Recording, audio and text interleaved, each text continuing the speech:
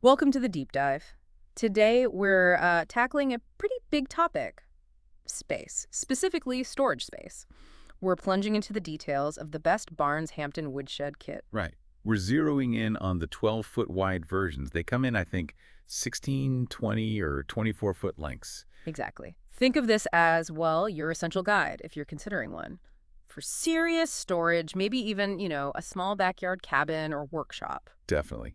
And we've gone right to the source material, product pages, feature lists, customer Q&As, all that stuff. Our mission really is to pull out the key info you need, highlight what actually matters, maybe find some surprising details, and answer those common questions. Let's get into it then. Okay, so let's imagine this kit arrives. What are we actually fundamentally getting? Okay, so at its core, it's a woodshed kit from Best Barns, the Hampton series. We always said 12 feet wide. Yep. 12 feet wide is consistent. The length is where you choose. 16, 20, or 24 feet. Depends on your space, what you need it for. But it's not just like four walls and a roof, is it? I saw something about a second floor. Ah, yes. That's one of the really interesting features. It includes a second floor loft area. Okay. How usable is that? Headroom. Headroom is listed as 4 feet 6 inches. So, yeah, you're not standing up straight unless you're quite short. Right. But that's still a lot of extra storage volume. Think seasonal stuff, boxes, camping gear, things you don't need constantly. Or maybe even like a low sleeping platform, a little hideaway. Potentially.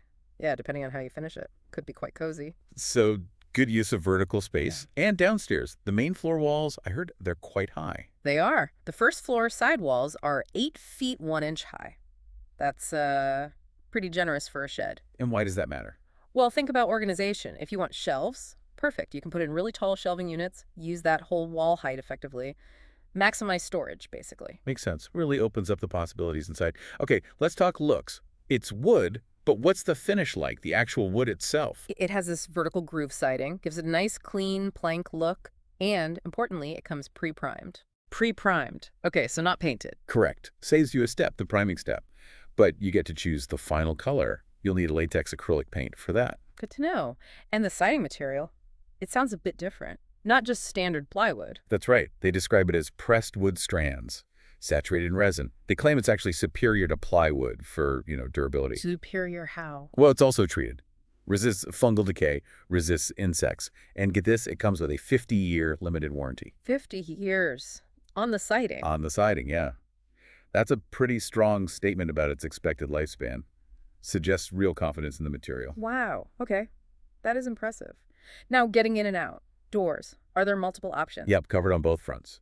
You get a standard walk-in door. It's steel, 32 by 80 inches, with 9 glass panes or lights. Okay, for everyday use. Exactly. But then, for the big stuff, lawn tractors, ATVs, snow blowers, there are these large 6-foot wide carriage-style doors. They swing outwards. 6 feet wide, so plenty of room. The actual opening is 73 inches. So yeah, ample clearance for most garden equipment and recreational vehicles. Good. Covers both bases. What about light? Sheds can feel dark. Windows? They've thought about that too. It comes with 5 windows standard. 5, okay. 2 are 18 by 36 inches. They come with raised panel shutters, for decoration. Nice touch. And then there are 3 smaller ones, 18 by 24 inches. These are gable windows with a kind of sunburst design. 2 go in the dormers, and there's 1 extra. Wait, dormers, are those included? They are. 2 ready-to-assemble dormers are part of the kit. Each one gets one of those sunburst gable windows. Oh, that really changes the look, adds character, and probably helps with headroom upstairs a bit too. Exactly. Adds visual appeal outside and a bit more light and space perception inside the loft. And another detail on the 12-foot side, internally there are wood pocket doors included. Pocket doors inside. Interesting. Yeah. And big pre-built barn doors. They have transom windows above them. More light, more style. It really sounds like they focused on the details, not just the basic box. What about holding it all together? Structure, weather resistance. Seems pretty solid. The Truss system is rated for a 40 pounds per square foot snow load. Okay, that's decent for most areas. And a 90 milo per hour wind load rating.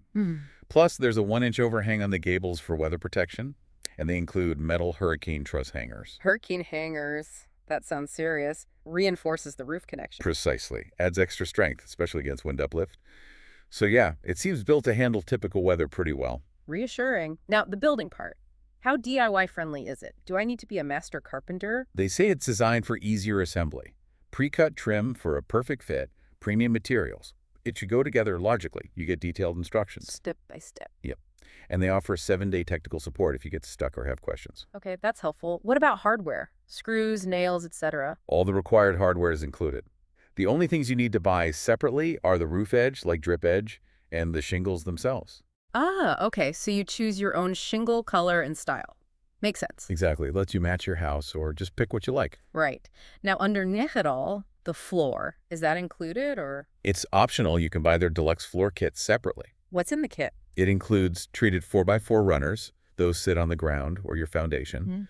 Then treated 2x4 joists, spaced 16 inches on center. Standard framing practice. Right. And 34-inch plywood for the actual floor surface. Mm. Nails are included too. You do have to cut and assemble it yourself, though. And is the plywood treated? The plywood sheathing itself is not treated, just the runners and joists underneath. That's an important distinction. Okay. Now, why get their floor kit if I already have, say, a concrete slab?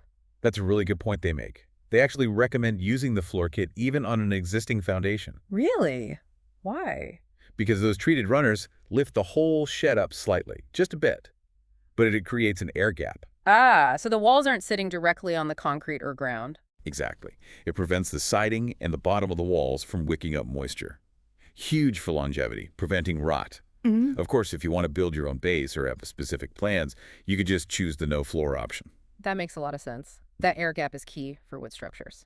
Oh. Okay, beyond the floor and paint, any other ways to customize this? Add-ons. Yeah, quite a few. You can upgrade the standard windows to optional single-hung aluminum ones, 18 by 27. They have locks, screens, and paintable vinyl shutters. Okay. You can also add an extra gable sunburst window if you want more light up high. And purely for looks, you can buy an optional cupola to stick on the roof peak. A cupola. Fancy. Any other door options mentioned? Yes, in the Q&A it came up. For the side entry door, you can choose the standard 9-lite steel door or upgrade to a 15-lite version, more glass. Good to have choices. Okay, let's switch gears to logistics. Getting this thing to your house, it's big. Freight delivery. Correct. Way too big and heavy for regular parcel services. It ships via freight on a semi-truck. Okay, so what does that involve for the buyer? The freight company calls you first to schedule a delivery appointment. Someone absolutely has to be home to receive it and sign for it. Right, can't just leave it on the porch. And where do they put it? Driveway. Their responsibility ends at the curb. Curbside unloading. So they'll get the pallet off the truck, but moving it from the curb to wherever you're building it, that's on you. Ah. So, plan ahead. Might need some help. Definitely recommend having help, and maybe a dolly or something depending on the distance. It's a heavy pallet. Okay. Now, the listing really emphasizes inspecting it upon arrival. Why is that so critical? This is super important. Before you sign that delivery receipt, you need to inspect everything. Carefully. Look for any damage to the packaging, rips, dents, crushed corners, anything. Even if it looks minor. Even if it looks minor. If you see anything suspect, you must note it down on the driver's paperwork before you sign. Write packaging damaged, possible concealed damage, whatever you see. Hi, what happens if you don't? If you sign clear, you're basically saying everything arrived perfectly. If you later unpack it and find broken parts, filing a claim becomes much, much harder. Noting damage up front protects you. It makes getting replacements way easier. Gotcha. Document, document, document. Right there with the driver. What about picking it up yourself? Is that ever an option? They mentioned that local pickup might be possible from their facility in Greenville, Pennsylvania. Oh, okay. But you'd need to contact their customer service directly. Get a quote, see if it's feasible, arrange the details. Could save on shipping if you're nearby and have a suitable truck or trailer. Good tip for anyone in that area. Okay, let's talk about some crucial things people need to know before hitting that buy button. Yeah. Potential pitfalls. Right. First big one, remember the paint. The pictures might show nice colors, but the kit arrives primed, not painted. We mentioned that, but it's worth repeating. Factor in paint, cost, and effort. Absolutely. Second, check local rules. Before you order, call your city or county zoning office. Check with your HOA if you have one. Why? What are you checking for? Permit requirements, size restrictions, setback rules, how far from the property line it needs to be, maybe even appearance rules from the HOA. Yeah. You need to be sure you're allowed to build it there. You don't want to buy it and then find out you can't put it up. Oh, man, that would be a nightmare. Definitely do your homework first. What if you buy it and just change your mind? Return. Because it's so big and expensive to ship, returns for buyer's remorse come with strings attached. There's a 15% restocking fee. Ouch. And You don't get refunded for the original shipping cost to you, and you have to pay for the return shipping cost back to them. That can be substantial. So, bottom line, be really sure before you order. Very sure. It's a big commitment. Yeah, okay. Any perks, like reward points or anything? Yeah, the listing mentions you have 1,504 reward points with the purchase. So if you buy other things from that retailer, it might save you a bit later on. A small bonus anyway. Okay, just to recap the sizes again and availability. Right. The Hampton models we looked at, always 12 feet wide. Lengths are 16, 20, or 24 feet. And availability. Sounded a bit confusing. It did.